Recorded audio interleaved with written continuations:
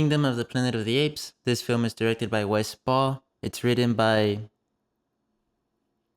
I've got it here on the side, Josh Friedman, Rick Jaffa, or Jaffa, sorry if I mispronounce it, and Amanda Silver.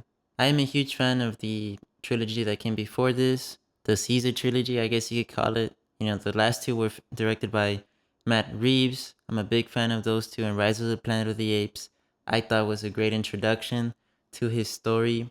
I do believe Caesar, I find him to be just one of the more interesting characters in cinema.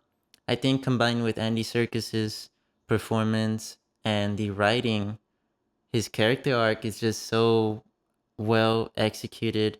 It's quite excellent in my eyes, and the visual effects are something that, just stands the test of time, man. That, and usually these films are an exemplar to science fiction movies. I think some of the best visual effects movies aren't necessarily the ones that are in your face, but that are subtle, are successful in bringing you into a world, the one that the director and the writer are trying to bring you into. That being said, I had a lot of hopes. I had a lot of expectations. This film, obviously, it's not about Caesar. Kingdom of the Planet of the Apes. It starts off many years after the reign of Caesar. A young ape goes on a journey that will lead him to question everything he's been taught about the past and make choices that will define a future for apes and humans alike. At this point in the world, there are very little to no humans. They're basically extinct. And if there are humans, they're very much primal in a sense. As we saw in the last film, most of them, if not all of them, cannot speak because of the virus. And most of them have died off because of the virus that they themselves created, which goes to the whole world of Planet of the Apes. I think it's very powerful to state that a human's demise came from their own, and then they try to place blame on something else, which think goes to some accountability message. But anyways, this film follows Noah. He's a young ape. There's this ritual, sort of coming of age ritual that they have to go through in the beginning of the film, involving a bird. He is played by Owen Teague. The beautiful part about these films are that they are not entirely visual effects. The apes are not entirely computer generated. They are motion captured. Most of them are. That means that they are humans dressed on these suits, wearing a lot of dots and, green everywhere. Make it easier for editing later.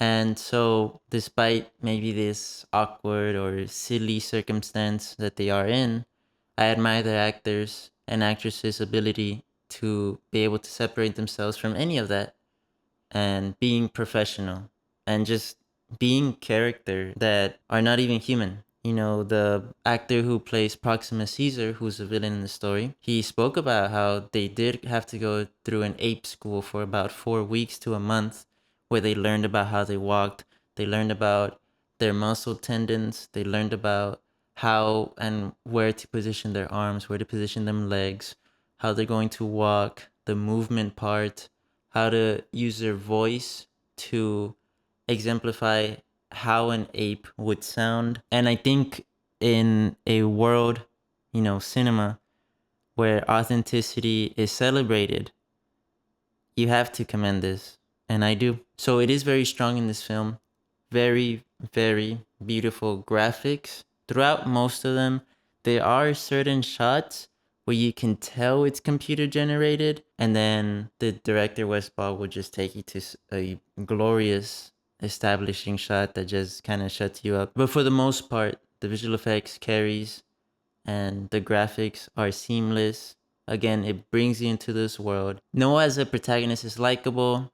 He's someone who is very determined, resilient, and although it doesn't ever seem he steps up to a Caesar level of character writing or character arc, he is someone who in the end you want him to win. His partner in crime is Nova, Freya Allan. She does a decent job, but I have to say the story doesn't really give her much to do. For the most part, it seems like she's only necessary for the end, and for the rest of the story that she was with us, she was just kind of hanging out. A lot of science fiction movies do this thing where they create this world with otherworldly creatures and then they add a human in the middle of it to try to get the audience to connect to it. And this is one of those examples where it feels a little forced.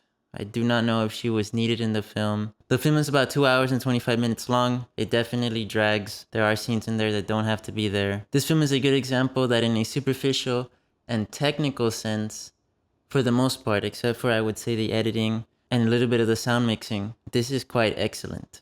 Visual effects, acting, performances, cinematography, pretty good stuff, especially the world building. But when you pull things back, when you see a story and the writing is examined, it could have been stronger. Kevin Durand's performance as Proxima Caesar was quite amazing, quite spectacular. I do wish we got to see more of him. And Noah as a character is very buildable. While he wasn't the strongest protagonist, I do see how they could build him up in the following films. I do think he could grow as a character, and I do think he could be written a little bit better with a little bit better writing and a stronger story, accompanied with these already very strong technicalities. You get a really good sequel. But as of this film, I have to give it a C. This film is rated PG-13. It does involve action sequences that have apes killing other apes.